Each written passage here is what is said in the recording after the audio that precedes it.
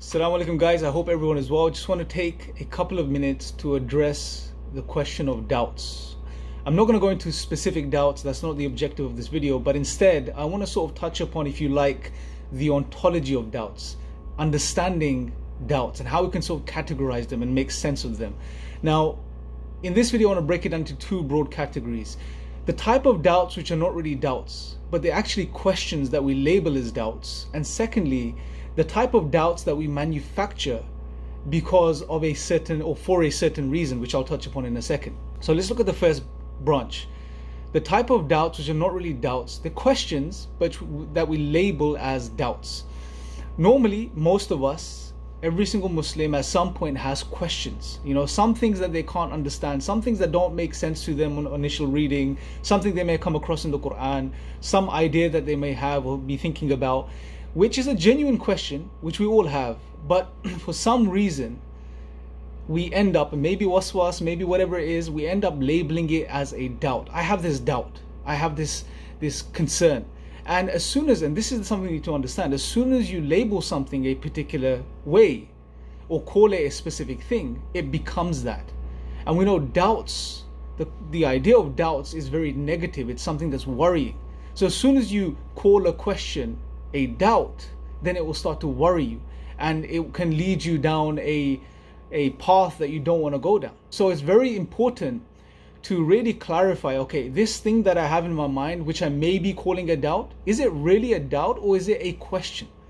And if it is a question, then relabel it, call it a question, and then look for the answers, as we should all do. Now, the second category, which is the type of doubts that we manufacture. Now, you may be thinking, why would we manufacture doubts? Why would we just come up with doubts, you know, if they're so troubling?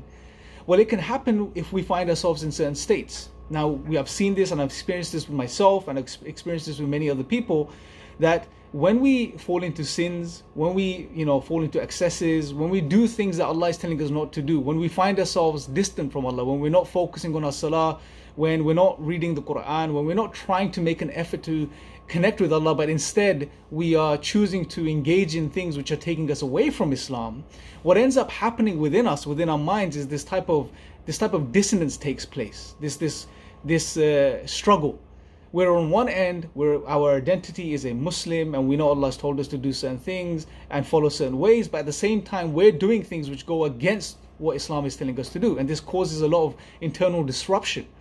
And as human beings, we don't like to be in a state of dissonance, in a state of internal disruption. We want to be balanced. We want to find balance within us. So we don't want to deal with this struggle. And there's two things we can do in this situation. One, which is the correct thing to do, which is to understand what we're doing and understand that it's not correct, and to slowly start to rectify our ways and make the effort to turn away from the things that are bad, incline towards what's good and what Allah is telling us to do. And secondly, is to disassociate from Islam.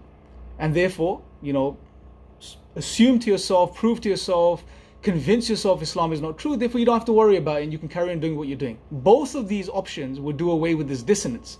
But the issue, and unfortunately, most people find themselves taking the latter option, which is they move away from Islam and continue doing what they want to do.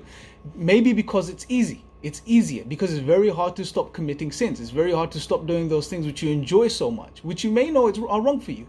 So we need to stop doing this. We need to realize what's going on first and foremost. And what ends up happening, and this is the reason these doubts come, because when you find yourself in a state of dissonance and you attempt to escape from this internal battle, what you have to do is you have to move away from either your sins or Islam.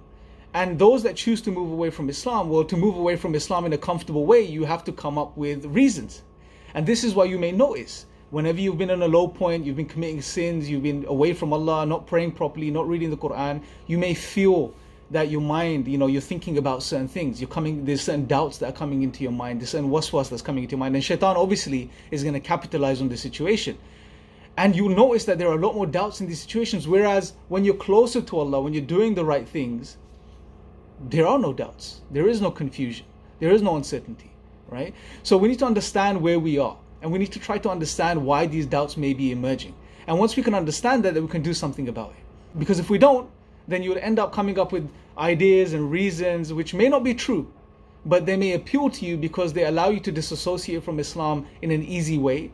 they may somehow may somehow convince you and justify to you that Islam is not true, and therefore you can comfortably engage in what you want to engage in, right? So we don't want to do that. We need to understand what's going on, and once we understand what's going on, then we need to make the right moves. And the first thing you can do, if you find yourself in such a position where you may be engaging in certain sins and you may be distant from your salah and the Quran, and you find yourself entertaining doubts and these things are coming to your mind, recognize it, recognize what's going on, and then once you do that, you realize that these doubts have no validity. They're just something that you're producing, that the mind is producing because just to make things easier for you, but not because they're true or they have any basis. Okay, so realize that, and as soon as you realize that, it's going to make things much easier for you.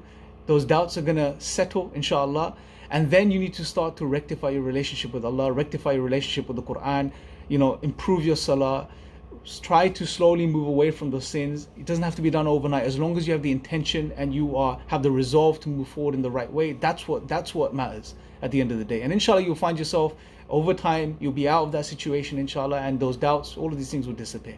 So hopefully this was helpful, brothers and sisters. Let me know your thoughts in the comment section below. Let me know if you've experienced something like this before and how you dealt with it yourselves. Till next time, take care.